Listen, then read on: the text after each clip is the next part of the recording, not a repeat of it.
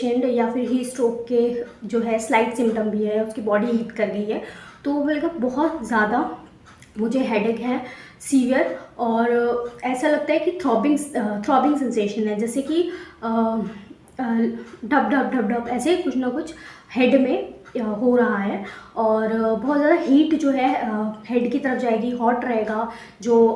Head है बहुत ज़्यादा पेशेंट का, और पेशेंट को इतना ज़्यादा उसमें हेडेक की कंडीशन बहुत ज़्यादा सर दर्द होता है कि वो लेट भी नहीं पाता। वो जैसे ही लेटता है तो उसको इतना ज़्यादा और दर्द बढ़ जाता है कि उसको रिलीफ नहीं मिलता है। तो ऐसा लगता है कि जैसे हेड जो है इनलार्ज हो गया है,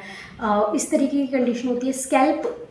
सोरनेस रहेगी और बहुत ज़्यादा हीट जो है हेड की तरफ जाती है। चेहरा तमतमाया रहेगा गर्मी में, flashes of the heat, red cheeks हो जाएंगे, या फिर कई बार पैलर वाली, कोमा वाली जो जैसी होती है, तो या शॉक वाली कंडीशन वो आ जाती है। तो पेशेंट क्या होता है कि उसको बहुत ज़्यादा एकदम से पूरी बॉडी पे एक्सट्रीम पसीना आएगा, एंड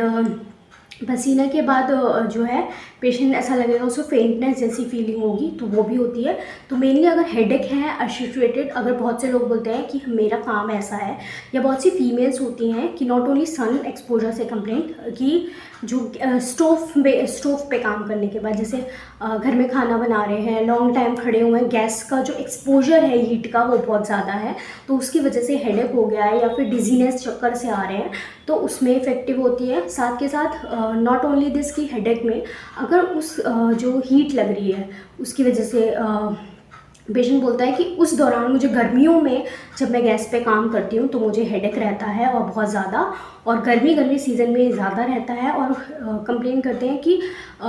मैं थोड़ा सा भी बाहर नहीं जा सकती, बाहर जाती हूँ तो मुझे सर दर्द शुरू हो जाता है, या फिर ऐसा होता है कि नोज़ ब्लीडिंग बहुत से पेशेंट हैं, तो नोज़ ब्लीडिंग की भी बहुत अच्छी दवा है ग्लोनाइन। तो अगर आपको ड्यूरिंग द हॉट वेदर या गर्मी में आपने सन एक्सपोजर बहुत ज़्यादा हो गया है कि गर्मी में काम कर लिया, या ऐसी जगह माउंटेन्स पे आप देखेंगे हीट का जो एक्सपोजर्स होता है वहाँ पे बहुत ज़्यादा होता है हीट, माउंटेन्स का तपने के कारण, तो वहाँ पे जो हीट के बाद तो पेशेंट बोलते हैं मुझे नोज़ ब्लीडिंग हो गई थी, मैं वहाँ गया था गर्मियों के मौसम में, या फिर जनरली मैंने ट्रैवलिंग की थी तो कार में बहुत ज़्यादा हीट थी, सी लग रही थी, एसी नहीं चल रहा था, तो उस हीट से सबसे पहले तो सर दर्द हुआ और फिर उसके बाद नोज़ ब्लीडिंग हुई। तो दोनों ही सर दर्द में, हेडेक में और नोज़ ब्लीडिंग दोनों ही कंडीशन में बहुत अच्छा काम करती है। तो मेनली हेड में ऐसा लगेगा बहुत ज़्यादा थ्रॉबिंग, ब्लड इकट्ठा हो गया है और बहुत ज़्यादा ढप ढप सी आवाज़ आ रही है, सीवियर पेन है, हेडेक कंडीशन कह सकते हैं। और